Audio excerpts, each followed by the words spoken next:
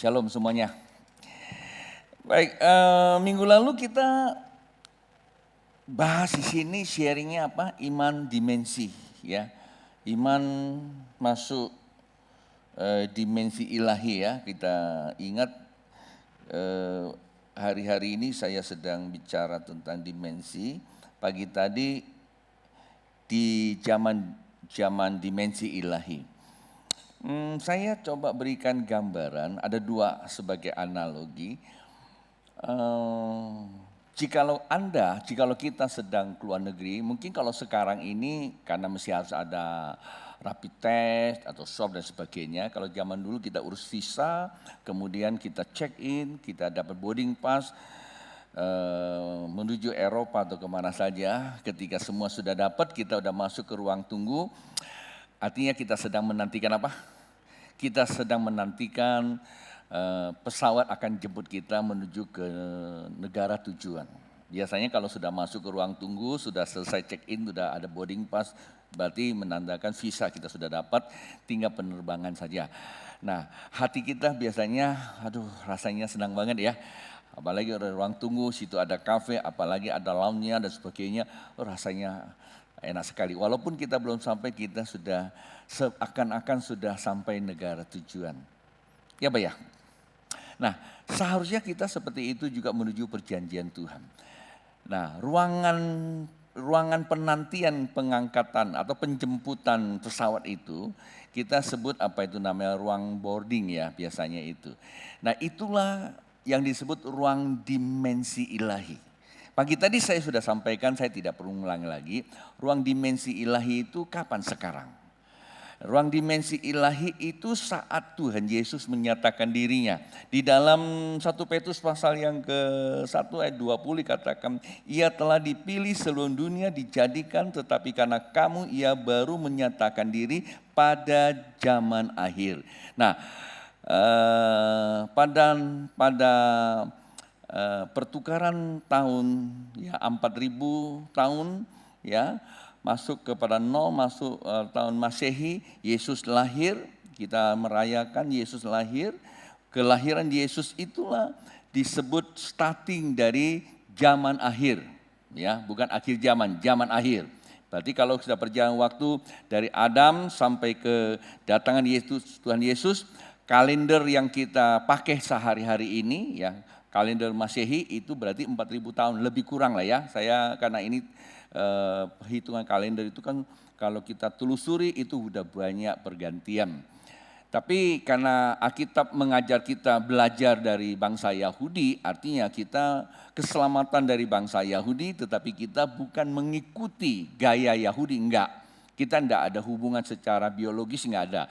Tapi hubungan secara spiritualnya, Yesus dilahirkan dari bangsa Yahudi, itu betul ya. Di dalam Yohanes pasal 4 ayat 22 dikatakan bahwa keselamatan memang dari Dia, tetapi penyembahan bukan kepada bangsa Yahudi. Penyembahan kepada Bapa Allah adalah roh.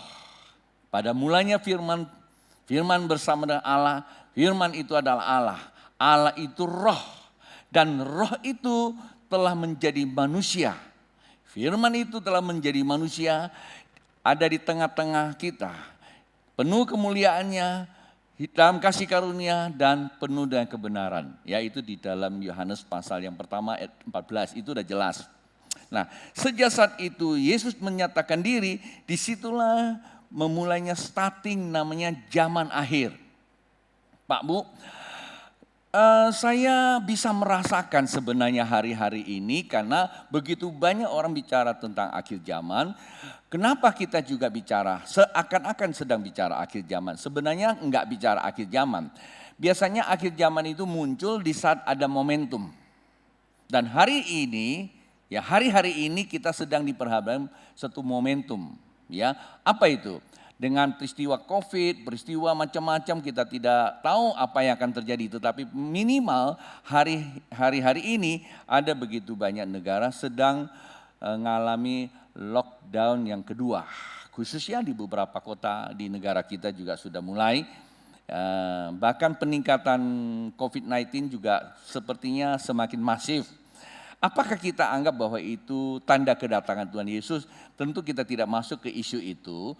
Kan tetapi sebagai orang percaya belajar tidak salah.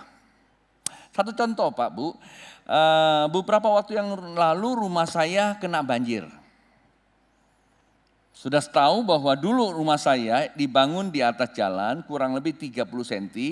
Jalannya waktu jalan itu berubah terus sehingga sekarang jalan lebih tinggi dari rumah. Akibatnya kalau hujan seperti ini dia pasti masuk. Sebagai orang yang bijaksana, orang yang sadar, tentu tidak tunggu diam dia banjir baru ngurusin karena itu sangat amat repot.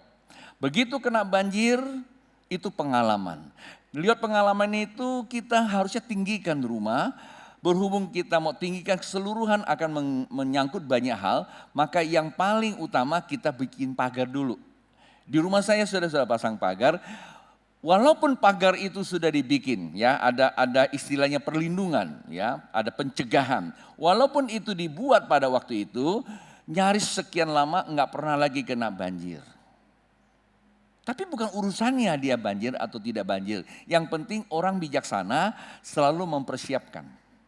Contoh yang lain mobil Anda ada namanya safety belt.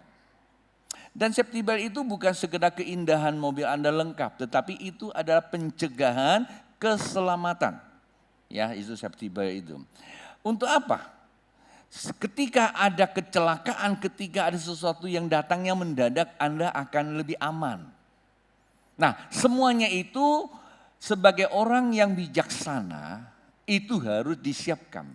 Dari situlah Pak Bu, Tuhan pernah bicara sama saya. Ya, kata pernah berarti kemarin. Kapan? Setelah saya khotbah hari Minggu sore, iman dimensi baru.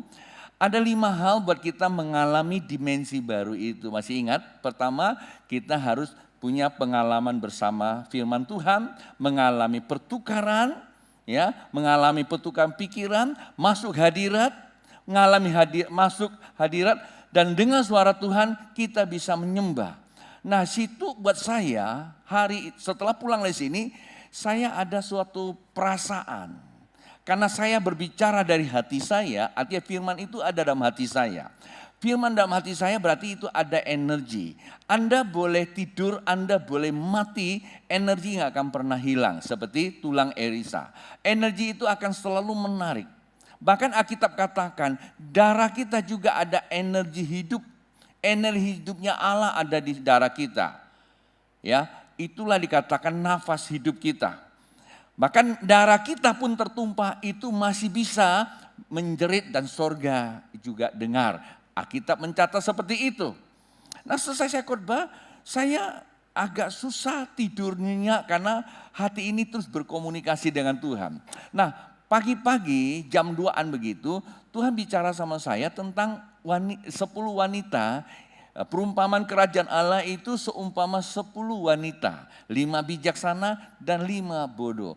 Tuhan bicaranya secara audible. Ya, kata audible itu bisa didengar, tapi enggak semua orang bisa dengar. Hanya orang yang memiliki firman itu. Persis seperti Tuhan bicara, yang agak keras itu yang bodoh. Saya tanya, apa maksudnya? Itu menggambarkan gereja Tuhan.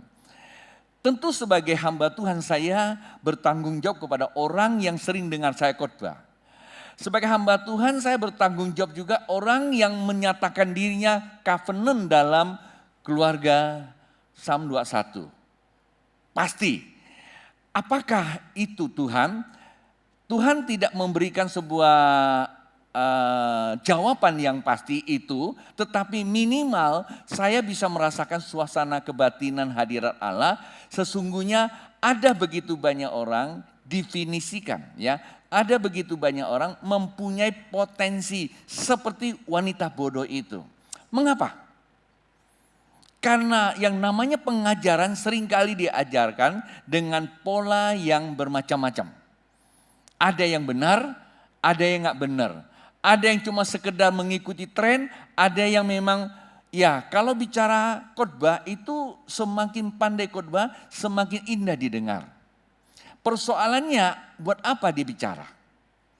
Sehingga ada begitu banyak orang begitu dengar pengajaran-pengajaran seperti itu Pak Bu, akibatnya apa? Karena barang itu tidak pernah terjadi, jadi a priori. Kita tahu tahun ke tahun selalu ada namanya momentum. Terutama pada bulan September di mana seringkali Israel merayakan namanya Rosh Hashanah. Yaitu ada sebuah penyucian, pertobatan. 2 hari yang lalu Israel merayakan itu pada tanggal 18 September. Ya, tanggalnya selalu berubah karena mereka mengikuti kalender dengan ada tanda-tanda alam yang mereka pakai. Sehingga begitu banyak orang mata tertuju ke sana. 5781. 781. 8 itu dalam bahasa asli dikatakan mulut. Kita tahulah tahun lalu sudah banyak orang. Orang suka menggunakan kata-kata itu coba menstigma kita sehingga kita hidup keyahudiannya tuh begitu kental sekali. Pak, Bu, saya tahu ada begitu banyak peristiwa tidak lepas dari apa yang menjadi kalendernya Yahudi, betul. Tetapi kita tidak masuk kepada keterikatan dengan Yahudi. Apalagi menggunakan semua atribut-atribut dia. Allah kita bukan Allah Yahudi. Allah kita adalah Allah yang esa, Allah yang menciptakan langit dan bumi, Allah yang disembah oleh Abraham. Oleh karena Abraham punya perjanjian, Abraham turunannya Ishak dan Yakub. Karena Yakub itulah menjadi bangsa Israel, karena keturunan Yakub itulah ada Yahudi, lewat Yahudi itulah ada seorang yang bernama Isa, yaitu Yesus. Karena Yesus itulah perjanjian Allah di Taman Eden itu kembali kepada bangsa-bangsa. Karena isu Allah bukan Israel.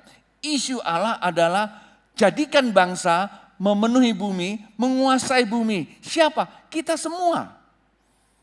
Kalau kita bisa belajar Alkitab, memang itu tuntunannya tercatat di dalam kitabnya orang Yahudi yang disebut Nevi'im dan Ketubim.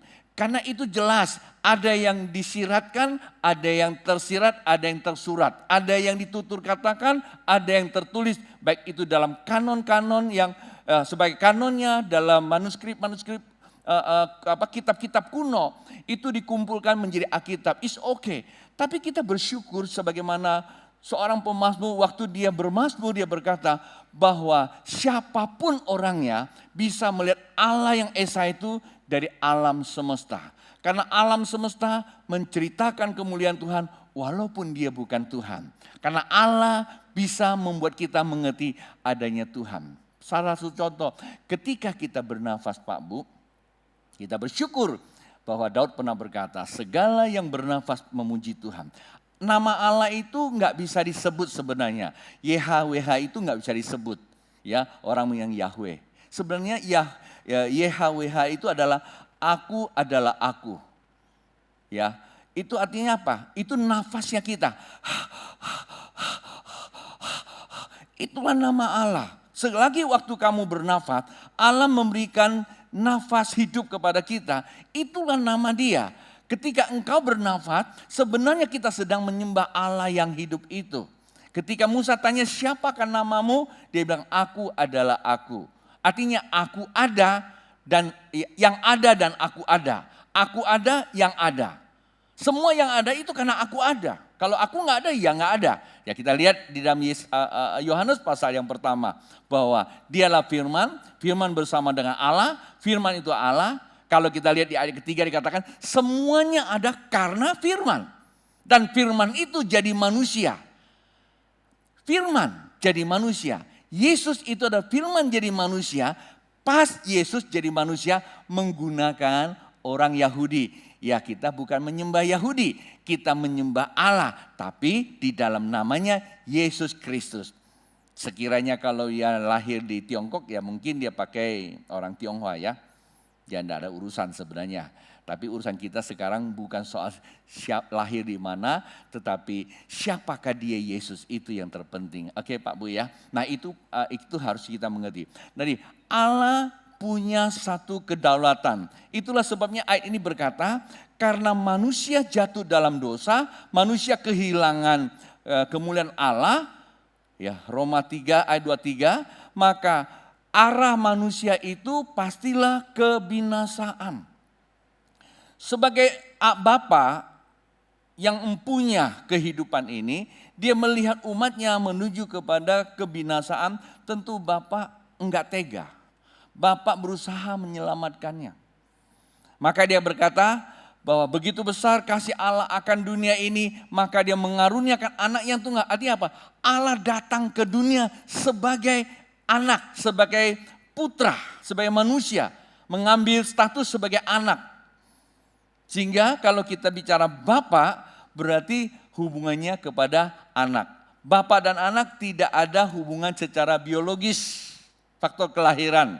Tetapi hubungan Bapa dan anak di sini berbicara teologis atau spiritual.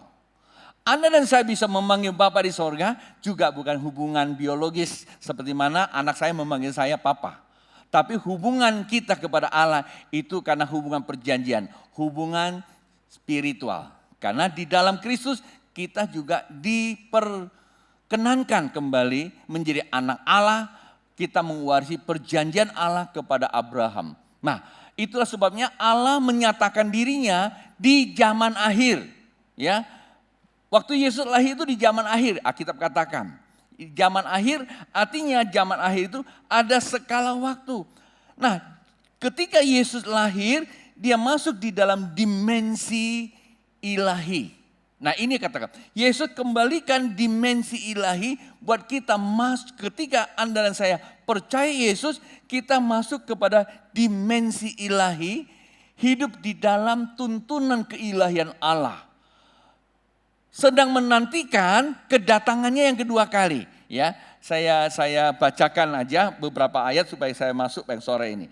Di dalam Yohanes pasal yang ketiga, pasal yang ke-6, Yohanes pasal yang ke-6 ayat 38 berkata, "Dan inilah kehendak Dia yang telah mengutus aku," kata Yesus, sambung kepada tadi yang di 1 Petrus pasal yang kedua, pasal 1 Petrus pasal yang pertama ayat 21, di 20 maksudnya, nyatakan, ia menyatakan diri pada zaman akhir. Saya baca aja ya supaya tidak putus gitu.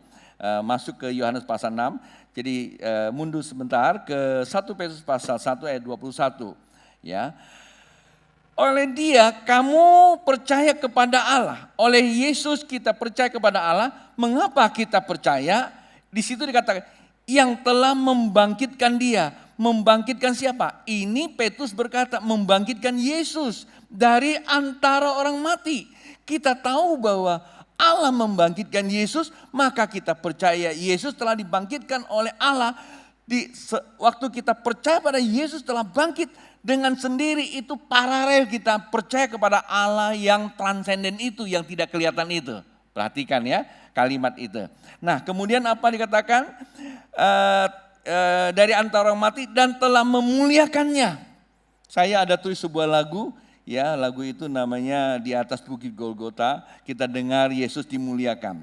Lalu kemudian sehingga dikata imanmu dan pengharapanmu tertuju kepada Allah. Iman kita tinggal di dalam ruang dimensi ilahi. Ngapain? Tunggu pesawat ilahi datang menjemput kita. Pak Bu, ini bukan dongeng. Ketika ini dibicarakan, kapan? Karena nggak pernah datang, akibatnya kita seperti wanita bodoh, a priori menjadi cuek. Begitu kita dengar ada yang benar Alkitab, kita seringkali keliru, kita diam saja. Pak Bu, ketika itu tiba-tiba datang, kita gagap gugup, kita nggak ngerti buat apa. Contoh sekarang COVID-19 ini, begitu tiba-tiba datang, banyak orang mengaitkan ini ada hubungannya dengan akhir zaman. Ya, kita memang berada di akhir zaman. Ini ada hubungan kedatangan Yesus kedua kali.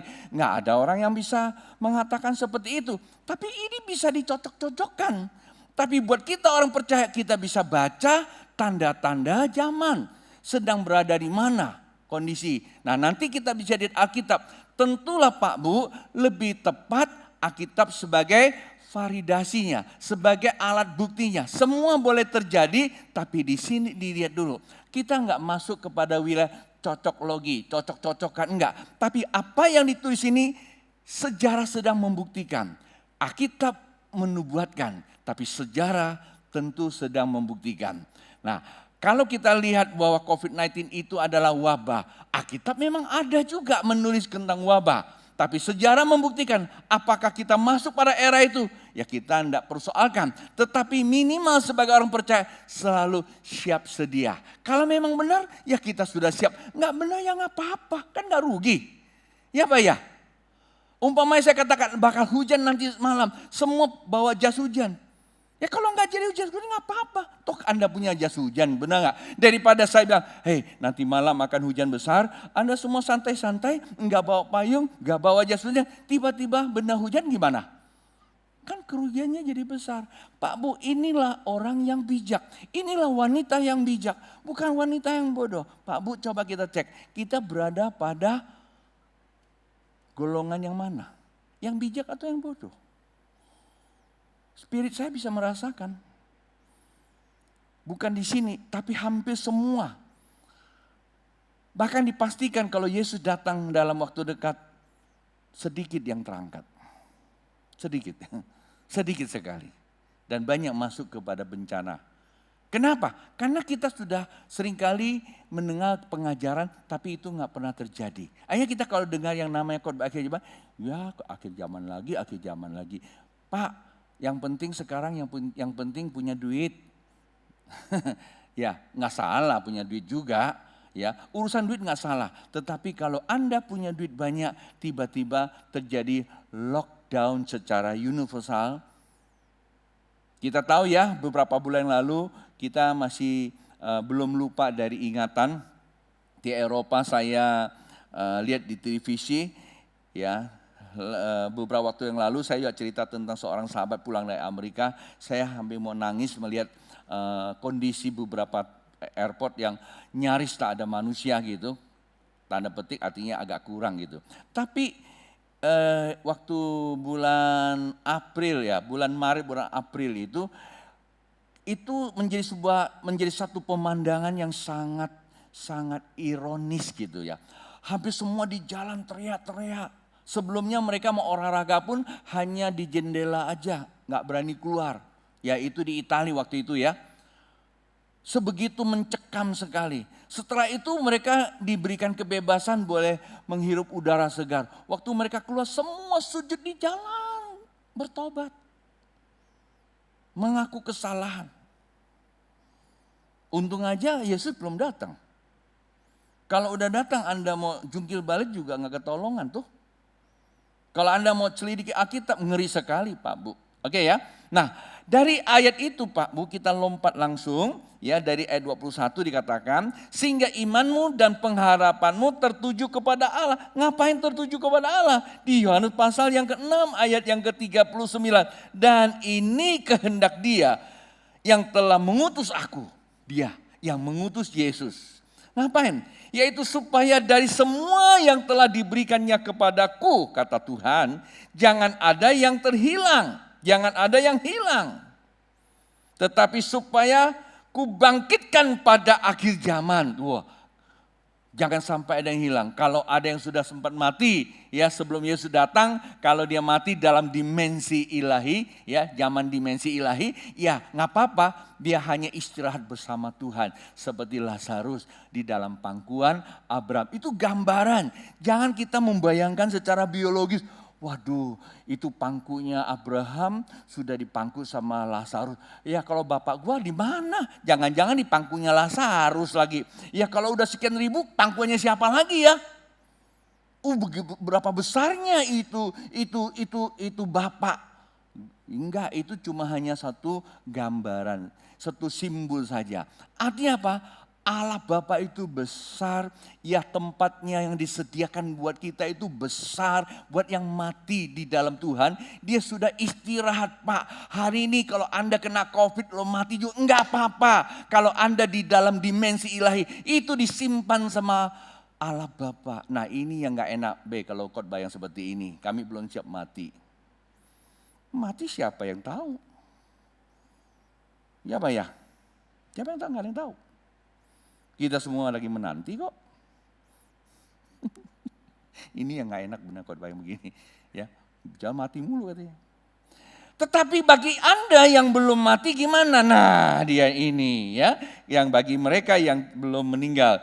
Itulah sebabnya dikatakan di dalam 1 Korintus pasal 15 ayat 51.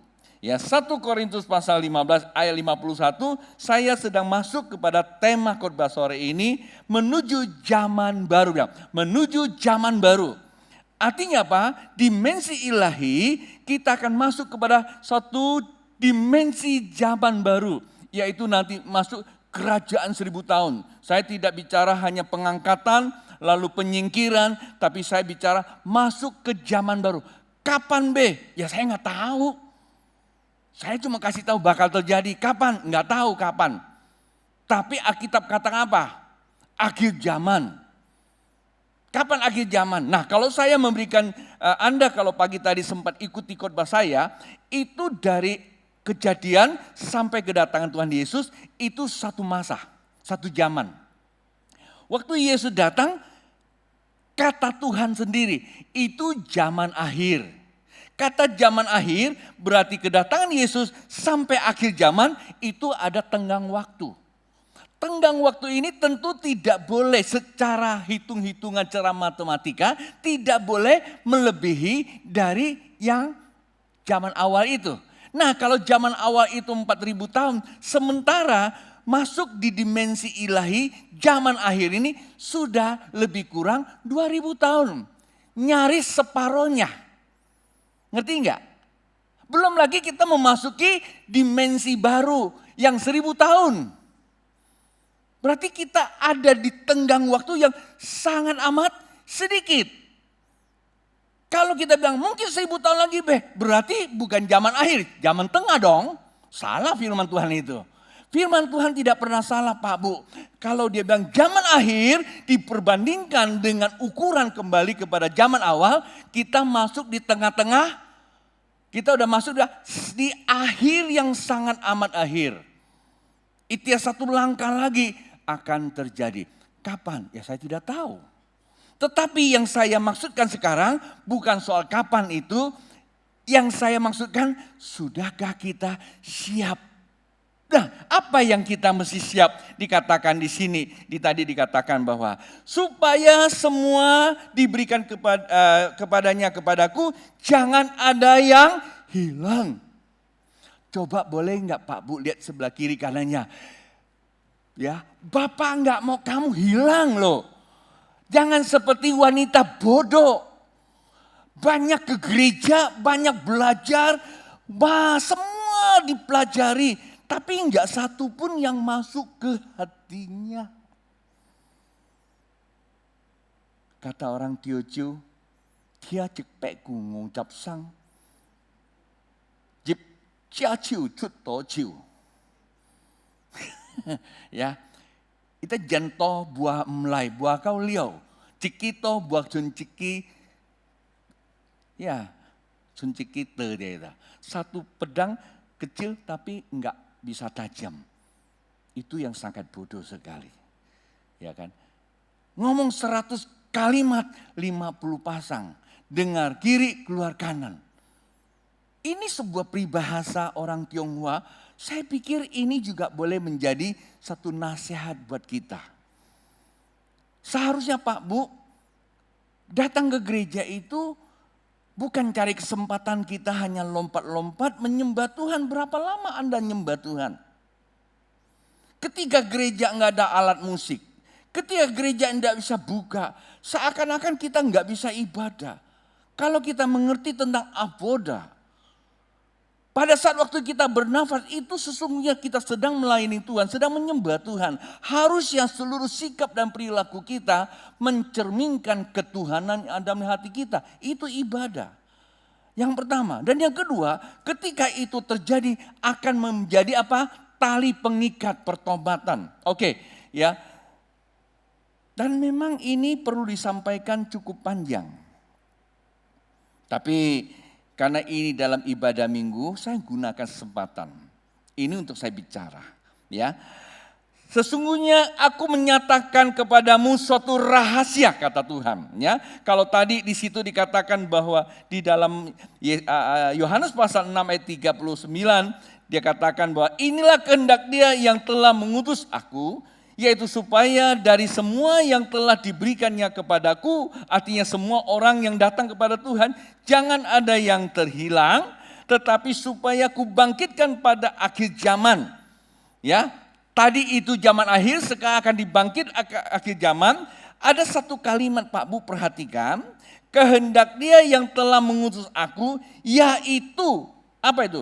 Supaya dari semua yang telah diberikannya kepadaku. Kita tidak akan terhilang kalau kita diberikan kepada siapa? Kepada Kristus. Pak Bu perhatikan baik-baik. Di dalam Lukas atau Matius pasal yang ke-6 itu populer tentang pencobaan Tuhan di padang gurun. Pertama dia katakan, hei engkau anak Allah, jadikanlah batu itu roti. Kita tahu kata Tuhan apa? Manusia hidup tidak sekedar roti, melainkan firman Tuhan. Lalu apa lagi? Ya, naik ke atas katanya, jatuhkanlah dirimu. Ini bicara kekuasaan. Bukankah kita hari-hari ini lihat cenderung 3 hal ini selalu ada. Pertama soal makan. Jadi pendeta juga bicara makan. Ini hujan loh, nggak ada jemaat. Nanti persembahannya kurang. Kalau pendeta selalu bicara uang, maka dia nggak akan punya uang. Kalau gereja bicara uang karena dia butuh uang, dia nggak akan pernah punya uang. Ngerti nggak? Dan ini pencobaan dari setan selalu buat begitu. Yang kedua apa? Naik ke atas ini bicara kekuasaan. Cenderung setiap kita kalau sudah sedikit punya nama pengennya berkuasa. Ya Pak ya? Kalau nggak ada kuasa sendiri rasanya dunia mau kiamat. Betul nggak? Itu pencobaan. Lalu yang ketiga apa? Kata setan, kalau engkau nyembah kepadaku semuanya aku berikan padamu. Artinya kita ingin jadi orang yang terkenal tanpa sadar kita menggunakan trik-triknya dunia. Bukankah hari ini kita lihat, tidak enak. Kalau saya ngomong, terkadang saya juga mentelanjangkan diri kita sendiri yang sudah sekeliru itu. Apa yang kita buat, nyaris kita juga ikut-ikutan dunia. Kita jarang mengikuti apa yang Tuhan mau kita buat. Ya Pak ya. Rasanya kalau kita tidak ikut dunia, kita ketinggalan. Kalau gereja enggak ada lampu, bagaimana nanti mereka pindah ke gereja ada lampu? Mau tidak mau kita sediakan lampu juga kan? Kalau gereja enggak ada LED, gimana kalau jemaat nanti dia pindah ke gereja ada LED? Ya Pak ya? Pertanyaannya salah enggak? Enggak salah sebenarnya. Tapi kalau itu menjadi alat untuk mengikat jemaat, maka jemaat itu diikat di atas pasir. Paham toh? Dan itu yang dikatakan Alkitab. Penyembahannya kepada Allah Bapa saja, kata Yesus Kristus. Nah, apa kata setan? Akan kuberikan semua ini kepadaku. Mereka telah diberikan kepadaku. Kata setan, aku akan berikan ini kepada engkau karena telah aku dapat dari siapa?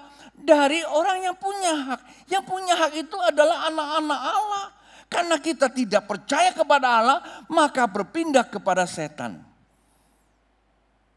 Dan waktu Yesus datang menyatakan diri di zaman akhir ini, ia telah mengalahkan setan, maka kita disebut lebih dari pemenang.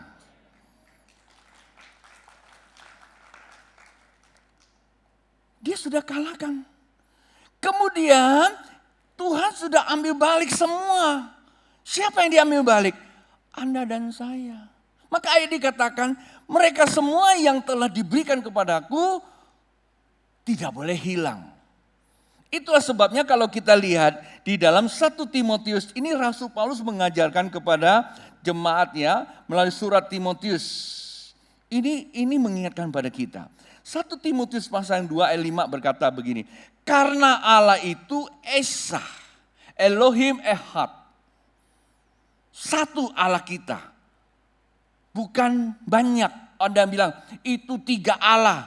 Memang dalam teologianya kita kenal namanya Tritunggal. Kita nggak mempersoalkan. Memang ada 3 pribadi, 1 hakikat. Saya nggak bicara itu. Tapi di situ dikatakan apa? Rasul Paulus kata, karena Allah itu Esa dan Esa pula dia yang menjadi perantara Allah dan manusia. Siapa dia? Yesus juga Esa. Nggak ada 2 Yesus. Bilang, nggak ada 2 Yesus. Jangan nanti ada Yesus, ada mamanya lagi. Terus ada mamanya, ada engkongnya lagi.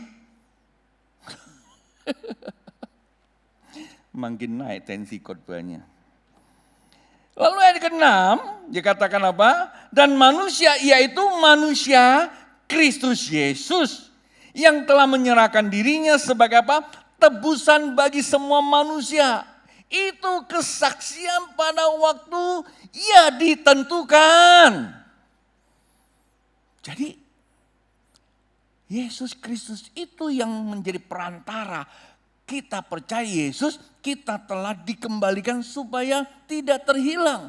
Nanti Yesus datang yang kedua kali, kita akan apa? Nah, masuk nih ke poin penting nih. 1 Korintus pasal 15 ayat yang ke-51. Apa itu? Sesungguhnya aku menyatakan kepadamu suatu rahasia. Rahasia, enggak banyak orang tahu. Bilang, rahasia. Rahasia enggak banyak orang tahu. Apa itu? Kita tidak akan mati semuanya. Tetapi kita semuanya akan diubah dalam sekejap mata. Pada waktu bunyi nafiri yang terakhir. Bilang apa? Nah ini menjadi isu yang sangat amat penting.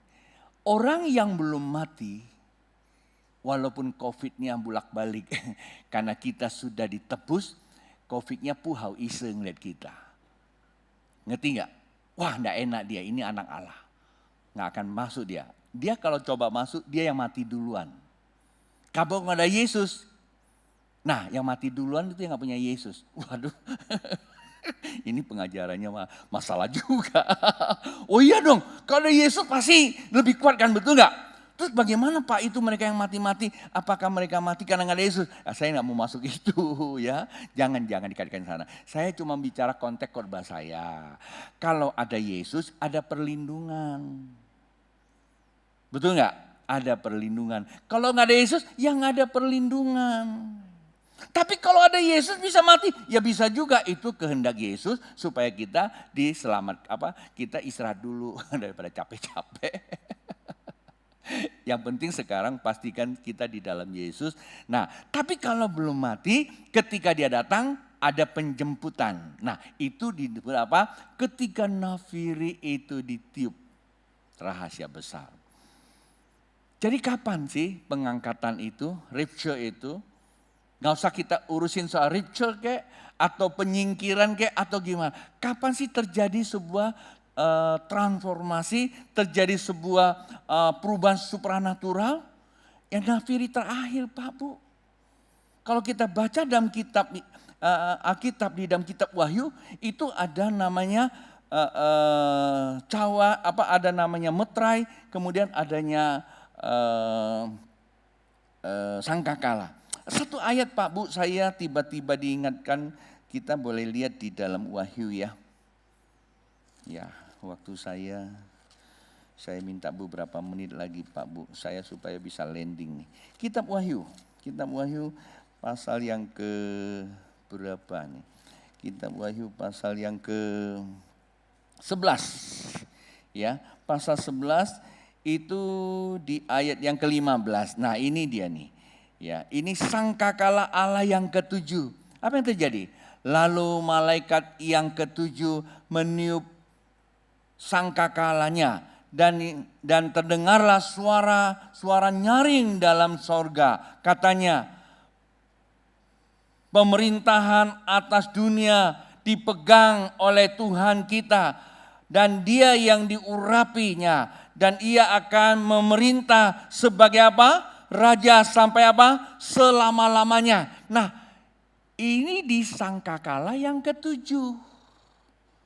Ini nafiri yang terakhir.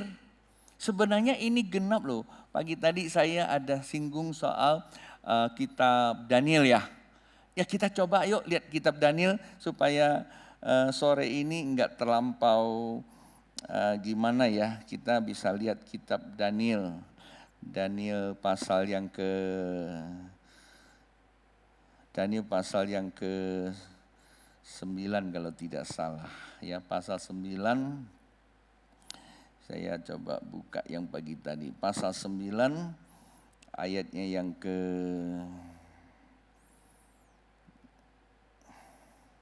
Daniel saya. Ayat 26 ya. Nah, ini dia nih. Ini nubuatan. Pak Bu, Daniel ini adalah seorang nabi yang Tuhan pakai. Saya jelaskan dulu jemaat Tuhan. Ini walaupun tidak ada hubungan dan keselamatan, tapi ada hubungan dengan kehidupan. Keselamatan kan dalam Yesus. Percaya Yesus, Anda mati pasti masuk surga. Tapi saya sedang bicara tentang ada kerajaan Allah namanya dimensi ilahi, masuk kepada kerajaan 1000 tahun. Dan ini semua penting. Alkitab kalau kita baca kitab ini, para nabi itu menulis Alkitab. Dan juga banyak mereka-mereka hamba-hamba Tuhan di Alkitab itu seperti Abraham, seperti Nuh, seperti siapa lagi, Henok. Mereka itu enggak tulis Alkitab, tapi mereka itu nafiim, artinya apa? Diucapkan. Nah, ucapan mereka itu menjadi tutur, maka itu filosofi. Artinya itu menjadi buah bibir hari ke hari. Karena enggak ditulis dah, akhirnya memang juga dikanonkan, ya, dituliskan. Ya, di mana tulisnya? Zaman dulu banyak, ada di batu, ada di kertas dan bukan kertas ya, di kulit, ada juga di papirus dan sebagainya ya. Kita bukan sekolah teologi dan udah masuk terlalu dalam. Nah, kita lihat bahwa semua tulisan-tulisan bicara tentang zaman, semua hamba-hamba Tuhan, semua para malaikat yang diutus Allah itu bicara sampai kepada Kejadian sampai Maliaki.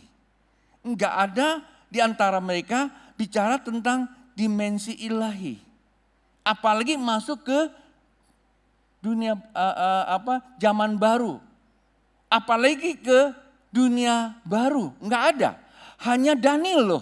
Satu-satunya nabi yang Tuhan kasih dia buka meterai, dia bisa lihat sampai zaman akhir dan akhir zaman.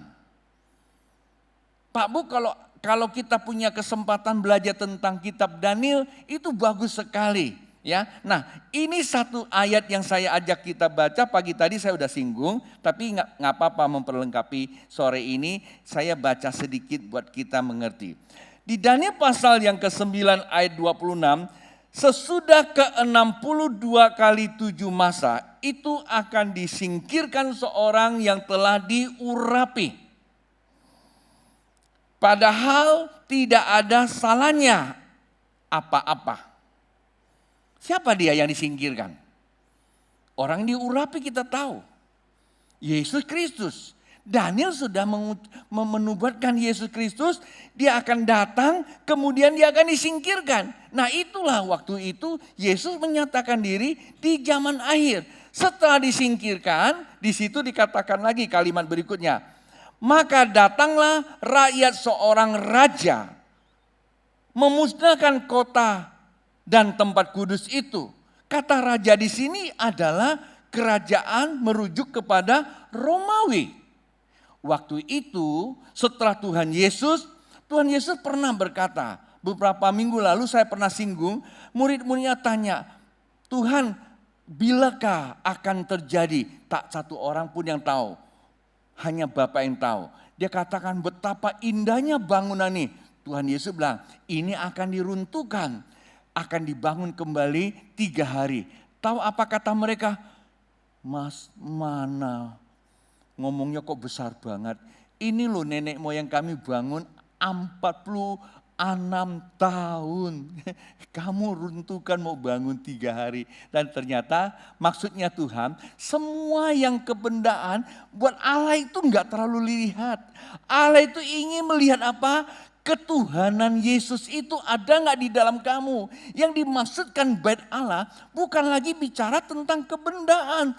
Setelah selesainya Maliaki, selesainya bait Allah di masa pembuangan di Babel, kemudian diruntuhkan oleh Titus, setelah Yesus itu bangkit tahun 70 sesudah Masehi, zaman kerajaan Romawi, maka bait Allah sudah dihancurkan. Dan itu sudah tidak perlu lagi. Karena bait Allah yang baru sudah dibangun kembali 3 hari. Yaitu Yesus Kristus itu sendiri. Nah itulah orangnya. Tapi kita lihat ya, dikatakan di sini bagus sekali. Raja itu akan menemui ajalnya dalam air bah. Ya ini tulisannya dalam terjemahannya bagus, tapi maksudnya air bah itu bukan lagi zaman Nuh ya. Air bah itu kerajaan ini kecepatannya berlanjutnya dengan menghadapi suatu musim kehidupan yang bertubi-tubi, maka hilang tuh kerajaannya. Romawi kan hilang kan? Pindah kemana? Pindah ke 10 kerajaan, 10 raja. Itu juga dinubuatkan oleh Daniel di Daniel pasal yang sama di ayat ke-8. Ada satu binatang punya 10 tanduk. Siapa 10 tanduk itu? 10 tanduk itu adalah hilangnya kerajaan Romawi, munculnya 10 kerajaan baru. Di antaranya siapa tuh? Ya pagi tadi saya mikir lama tuh ya. Saya punya catatan karena ini udah bicara nama negara orang. Ya catatan saya mesti buka lagi. Ini sudah 30 tahun yang lalu saya khotbah ini. Ya, 10 kerajaan itu pertama adalah Alamani. Alamani itu sekarang Jerman. Ya, yang kedua Burgundian, sekarang Swiss. France, sekarang Prancis. Lambot, sekarang Italia. Samson, Inggris sekarang. Suevi, sekarang Portugis, Visigon, sekarang Spanyol. Lalu Heruli, Vandal dan Ostrogoth, 10. Setelah Roma hilang, muncul 10 negara yang sampai hari ini ada. Betul? Tapi hilang 3. Yang 3 itu hilang apa? Heruli dan Vandal, Ostrogoth. Pada abad ke-5 kita tahu kebangkitan Vatikan. Hilangnya 3 negara, munculnya 1 negara. Kan Daniel juga nubuatkan di Daniel pasal 7 ayat 8. Maka 10 tanduk ini tiba-tiba muncul 1 tanduk yang kecil. Mematahkan 3 itu. Akhirnya sekarang tinggal 7 menggepit yang 1. Perjalanannya dari tahun abad ke-5 sampai sekarang tahun 1200 berapa saya lupa, Vatikan dimerdekakan menjadi sebuah negara, tapi negara religius. Fakta sejarah. Walaupun dia negara religius, urusannya keagamaan, tapi di situ lebih kurang 70 sampai 100 kedutaan besar seluruh dunia ada di dalam. Heran ya. Padahal itu negaranya negara apa? Negara religius, tapi kok urusan negara juga. Tidak heran loh 2 tahun yang lalu Tuhan kasih saya lihat tentang Vatikan dengan Turki. Kira-kira seperti itu. Nah Pak Bu, artinya setelah Titus itu mati, kerajaan ini mengalami air bah, hilang tapi berubah modelnya. Dari Romawi menjadi Romawi berjalan dengan 10 kerajaan ini sampai hari ini. Siapa di antara yang berkuasa 10-nya? Semuanya berkuasa yang sedang mengendalikan dunia. Dengan, ya tidak usah saya sebut, semua orang tahu. Di dalamnya ada namanya Illuminati, Freemason, dan semuanya ada di dalamnya. Di antaranya dia mempunyai 1 negara yang sangat berkuasa di dunia. Hasil dari bentukan mereka. Dari 13 koloni, dari Inggris, menjadi negara yang berkuasa, menjadi negara adidaya. Dan sekarang dia sedang membuat apa? Membuat sebuah perjanjian, Pak Bu. Nah kita lihat lagi, ini kembali ke tadi ya, kembali ke tadi. Daniel lagi. Kita mesti mendarat nih, supaya Anda sudah, saya tahu bahwa Anda sudah mulai agak agak jerah ya. Tapi saya mesti harus selesaikan sedikit supaya jangan sampai ada yang ketinggalan. Nah, apa kata Alkitab? Raja memusnahkan kota-kota tempat kudus itu, tetapi raja itu akan menemui ajalnya dalam air bah. Dan sampai akhir zaman, perhatikan, dan sampai akhir zaman akan ada peperangan dan pemusnahan seperti yang telah ditetapkan. Setelah kejadian 10 kerajaan ini nggak pernah beres. Setelah Yesus disalibkan, dunia nggak pernah beres sampai hari ini. Ayat 27, kerajaan itu akan membuat perjanjian itu menjadi berat bagi banyak orang. Heran loh, padahal tadi udah bilang musnah ya, udah menemui ajalnya ya. Kok sekarang dia bisa buat perjanjian lagi? Dari mana dia? Memang dia hilang secara kelembagaan, tapi dia muncul di dalam sebuah kekuasaan yang kemarin beberapa hari yang lalu kita lihat memprakarsai sebuah perjanjian damai antara beberapa negara di Timur Tengah. Siapa yang melakukannya? Trump. Trump itu siapa? Dia adalah seorang presiden yang ada di suatu negara yang kemunculannya kita semua tahu dari mana asalnya. Dan Alkitab katakan perjanjiannya nanti memungkinkan timbulnya sebuah persoalan. Kita tidak tahu hari ini karena memang lock. Kemarin kita punya sahabat dari Israel, ya sedikit memberikan gambaran karena Israel pada kuartal yang maksudnya di periode yang kedua ini di lock lagi. Dan dia sedang menyampaikan begitu banyak pesan-pesan spiritual. Sekarang memang tidak banyak orang bisa bicara bebas karena kondisi lagi lockdown. Sehingga keputusan apa saja bisa diambil. Tapi yang kita tahu di TV kita lihat bahwa Yordan memang sudah lama, Bahrain baru tanda tangan, Uni Arab baru tanda tangan, kemudian apalagi ada beberapa negara Timur Tengah sudah perjanjian damai. Bagus memang itu, harus seperti itu. Kita setuju, tapi Alkitab katakan di dalam Kitab Wahyu, jikalau ada yang berseru damai-damai, saat itulah akan ditimpa kekejutan, dan firman Tuhan jelas menggenapinya seperti itu. Nah Pak Bu, saya cuma menyampaikan ini buat kita semua sebagai apa? Sebagai sebuah informasi. Lalu apa yang akan kita landing supaya kita dapat kesimpulan yang paling tepat. Nah, perhatikan di dalam 1 Korintus pasal yang ke-15 ayat yang kedua. Sebab nafiri akan berbunyi dan orang-orang mati akan dibangkit dalam keadaan yang tidak dapat binasa. Dan kita semua akan diubah, kata Alkitab. Ayat yang ketiga, ayat 53 berkata, karena yang dapat binasa itu harus mengenakan yang tidak dapat binasa. Dan yang dapat mati harus mengenakan yang tidak dapat mati. Maksudnya apa Pak Bu? Maksudnya sebagai umat Allah. Pagi tadi saya sudah singgung dalam 1 Petrus pasal yang pertama ayat 22. Hendaklah engkau menyucikan dirimu, lahir kembali, percaya kepada Yesus. Biarlah firman berakar, bukan cuma tahu tapi benar-benar dihidupi. Pak Bu, orang percaya mesti baptis. Itu tandanya. Orang yang baptis mesti bersekutu, hidup di dalam kasih persaudaraan. Persekutuan dibuktikan dengan apa? Kepedulian satu sama lain, hidup dalam kasih. Bukan cuma karena tersinggung sedikit pindah gereja, pindah sana, pindah sini. Sorga itu cuma satu, Allah kita Esa, sorga satu, kerajaan 1000 tahun satu.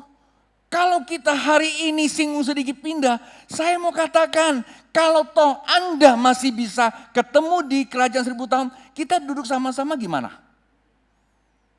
Halo?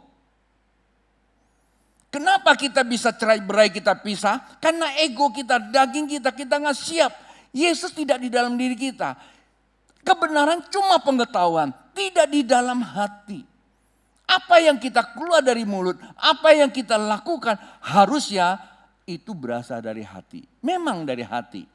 Jikalau yang kita lakukan tidak sesuai dengan firman Tuhan, dipastikan firman tidak berada di dalam hati. Maka Alkitab katakan kemenangan tidak ada padamu. Kemenangan Tuhan berikan kepada kita, kita harus menang karena firman harus berakar. Buktikan. Bagaimana? Percaya, baptis itu tandanya. tanda Anda baptis bersekutu. Bukan ketakutan. Di dalam Ibrani pasal 10 ayat 25-26. Hendaklah engkau setia menghargai ibadah di hari yang menjelang kedatangan Tuhan Yesus. Sekarang ibadah aja kadang-kadang juga tawar-menawar. Belum lah, masih ada COVID lah.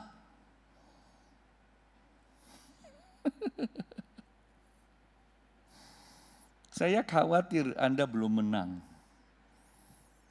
Halo. Ya. Nah, sebenarnya ini kuncinya. Mari Pak Bu, menghadapi hari-hari ke depan yang begitu serius. Mari kita sudah siap. Ayat 54, dan sesudah dapat binasa itu mengenakan yang tidak dapat binasa, dan yang dapat mati mengenakan yang tidak mati, maka akan genaplah firman Tuhan yang tertulis, maut telah ditelan dengan kemenangan. Orang-orang yang telah dilahirkan kembali adalah orang yang mempunyai kualitas lebih dari apa? Itu bukan sebuah slogan Pak Bu, dan ini sebuah kebenaran. Akhirnya kita akan berkata di ayat yang ke-56. Sengat maut ialah dosa dan kuasa dosa ialah hukum Taurat. Artinya hukum Taurat itu memperlihatkan kita kepada hukum dosa. Ayat 57, tetapi syukur kepada Allah. Ia telah memberikan kepada kita kemenangan oleh Yesus Kristus Tuhan kita. Haleluya. Mari bangkit berdiri, ada satu ayat kita baca sama-sama. 58-nya. 58-nya sama-sama, yang bawa mic ayo sama-sama. 58 berkata apa? 2, 3. Karena itu saudara-saudara yang kekasih, berdirilah teguh. Jangan goyah dan giatlah selalu dalam pekerjaan Tuhan. Sebab kamu tahu bahwa dalam perseteruan dengan Tuhan, jerih payahmu tidak sia-sia. Haleluya. 2 sesi ini kita makan waktu memang cukup panjang. Tapi paling tidak saya berdoa firman pagi dan sore ini bisa membuka satu pandangan, mengubah sebuah pengertian bahwa kita akan siap, selalu siap. Saya tidak mau memberikan gambaran kapan Yesus itu datang, tapi Yesus pasti datang.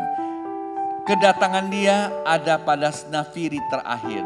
Berarti setiap orang percaya konsekuensi yang menghadapi Meterai 1, 2, 3 sampai dengan 7 baca di rumah. Kemudian akan menghadapi sangkakala 1, 2, 3 sampai kepada yang ke-7. Ada 2 momentum yang sangat mengerikan. Dan itu saja kita nyaris tidak mampu kalau bukan Tuhan. Tetapi buat orang yang tinggal dalam dimensi ilahi, Tuhan yang telah berjanji, Dia yang akan meluputkan kita. Pertanyaannya, sudahkah kita siap?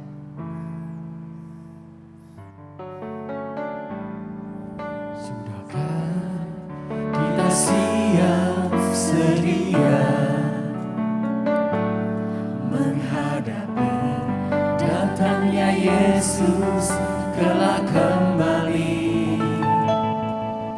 untuk menangkan kita semua yang sungguh-sungguh berharap padanya. Sudahkah kita siap sedia menghadapi datangnya Yesus kelak kembali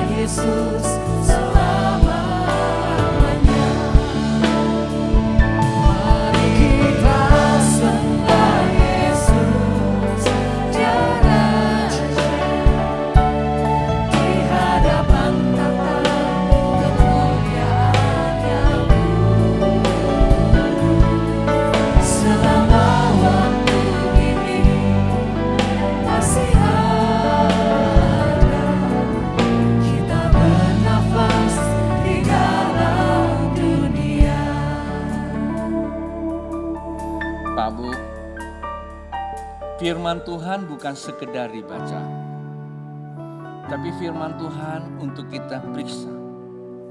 Daniel satu bukti bahwa apa yang dinubuatkan kita bersyukur, kita masuk di satu masa melihat Daniel pada abad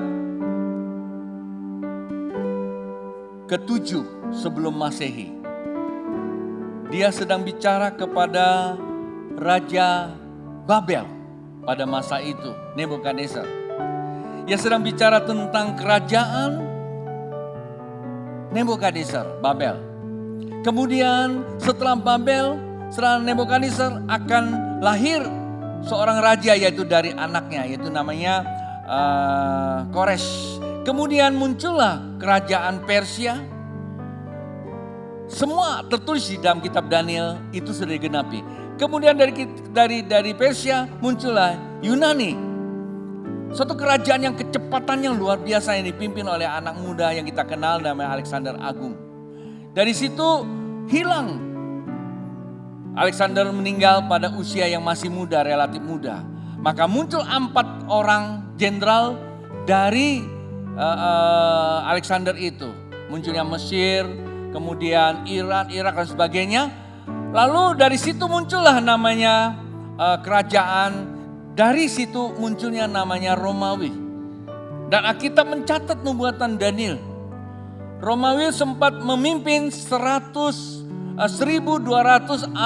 sekian tahun. Kita tahu Alkitab mencatat dan memang itu benar. Sampai pada di abad kelima. Abad kelima yaitu pada saat itulah kerajaan Romawi itu mulai pudar.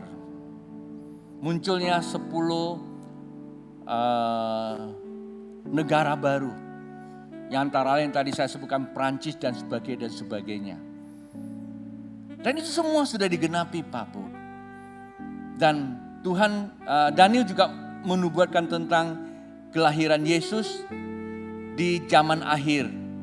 Yesus sendiri berkata, misi saya di zaman akhir ini mengembalikan kepunyaan Bapa, masuk ke dalam dimensiku sebagai wadah untuk akan kujemput dia nanti masuk ke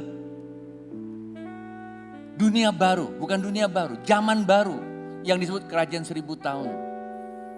Akan ada terjadi perubahan hidup. Alkitab tadi katakan tiba-tiba orang yang masih hidup diubahkan. Itulah kekristenan. Orang yang mati akan dibangkit. Setelah itu udah akan ke awan-awan. Menyongsong Tuhan. Berapa lama? Alkitab katakan menghindari murka Allah. Murka Allah pada cawan 1, 2 sampai ke 7 itu murka Allah.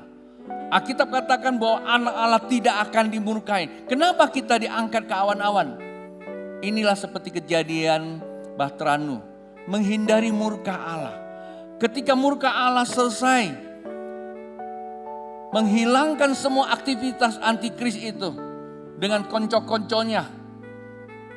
Orang-orang yang tidak kuat hilang semua. Barulah akan turun masuk ke zaman baru, yaitu kerajaan 1000 tahun. Hidup bersama dengan Tuhan, yaitulah tanah perjanjian. Selama 1000 tahun Pak Bu. Kapan waktunya? Kalau melihat dari zaman yang dikatakan Alkitab, zaman akhir, pada akhir zaman, waktunya memang sudah tidak terlalu jauh. Melihat tanda-tanda zaman, ada begitu banyak tanda yang mempunyai indikasi yang kuat. Persoalannya kapan mau terjadi, itu bukan urusan kita.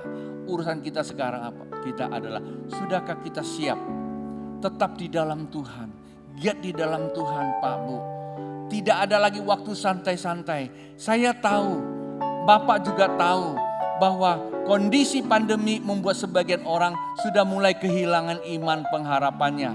Sudah mulai mencari-cari bagaimana cara menghidupkan dirinya. Semakin kita mulai mempersiapkan diri kita untuk kepentingan diri kita, semakin kita jauh dari Tuhan.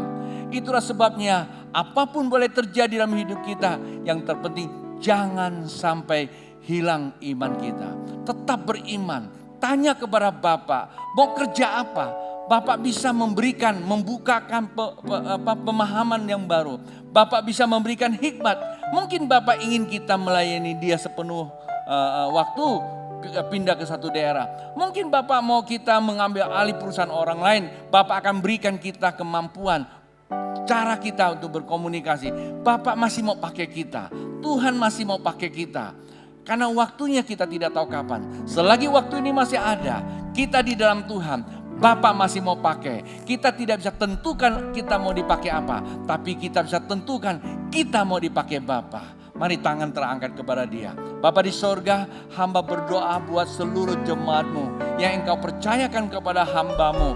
Ketika mereka mendengar firman-Mu, mereka percaya Bapa meteraikan ke dalam hati mereka. Sehingga mereka mempersiapkan diri. Mereka bukan melihat apa yang sedang terjadi, tapi mereka melihat dirinya ada di mana. Bersama dengan Bapakkah? Ketika mereka bersama dengan Bapa, maka ada jaminan masa depan mereka. Penuh dengan pengharapan. Segala bahaya, setiap bencana yang sedang terjadi bukanlah sesuatu yang mengerikan. Walaupun mengerikan, tetapi bukan sesuatu yang mematikan. Itu hanya merupakan dinamika, sebuah pelajaran, sebuah peringatan buat mereka untuk tetap berjalan, bergandengan tangan bersama Tuhan. Hamba berdoa ya Tuhan, ketika mereka sedang menghadapi pergumulan karena COVID-19 ini, urusan rumah tangga mereka, urusan ekonomi mereka, urusan sakit penyakit, semuanya Tuhan memampukan mereka untuk lolos daripada semua itu. Tuhan mencerahkan terus perasaan mereka, Tuhan mencerdaskan terus pikiran mereka. Tuhan tuntun mereka hidup di dalam kasih karunia oleh Roh Kudus. Mereka punya kuasa menghadapi setiap tantangan. Mereka akan selalu keluar sebagai pemenang. Bapak hamba berdoa buat semua ini yang sudah hadir di sini maupun mereka yang sedang bepergian dimanapun mereka berada. Allah turut bekerja untuk mendatangkan kebaikan. Kami bersatu hati ya Bapak memberkati bangsa kami Indonesia. Presiden, wakil presiden, keluarga, rumah tangga mereka ke dalam tangan Tuhan kami serahkan. Kami mintakan campur tangan Tuhan bagi mereka di dalam kepemimpinannya. Para menteri dan pejabat tinggi negara sampai pemerintah daerah, gubernur, wakil gubernur, wali kota, wakil wali kota, dan bupati, camat, lurah. Kami serahkan kepada Tuhan. Kami tahu Tuhan sudah memilih mereka. Terlebih lagi buat mereka yang saat ini sedang menangani medis di rumah sakit. Bapak, Kau campur tangan di dalamnya. Engkau sembuhkan buat mereka yang sakit. Jemaat yang di dalam perjalanan Tuhan sertai mereka. Terima kasih Tuhan. Dan kami berdoa jemaat Tuhan yang merespon firman Tuhan. Hari ini ketika mereka mengambil keputusan untuk terima Yesus sebagai Tuhan, mereka hanya cukup berkata, Yesus Engkau anak Allah. Engkau datang sebagai manusia, sebagai juru selamat. Ketika mereka mengakui, maka Tuhan mengurapi keselamatan mereka. Dimanapun mereka berada, Allah sudah memberkatinya. Nah, kalau mereka yang ingin bergabung di dalam rumah Tuhan, dimanapun yang mereka inginkan, Tuhan tunjukkan mereka.